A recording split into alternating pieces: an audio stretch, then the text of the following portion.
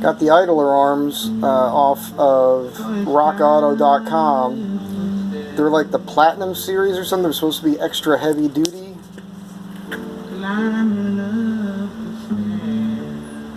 I don't know.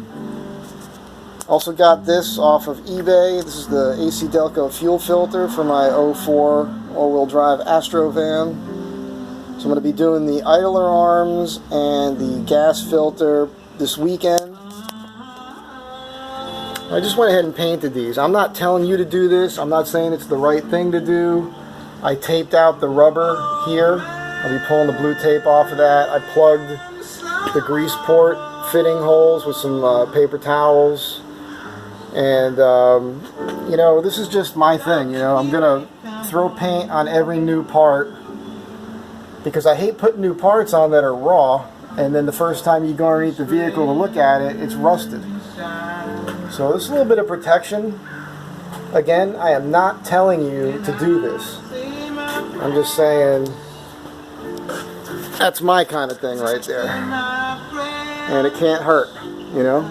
I got to get some springs for this thing still, but next week I'll have the leak in the transfer case that I got from Journeys fixed.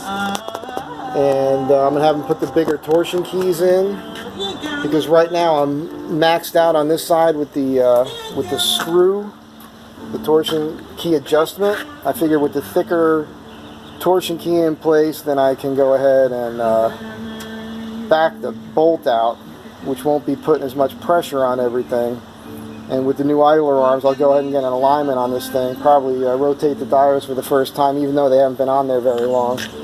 But I'll keep that extra spacer plate in there that I already put on there, and I already matched it up, be a direct replacement, but it's ACDelco, so I'll be happy about that. So just so you know, you can get these at Rock Auto, and I think with shipping and everything it was around $50.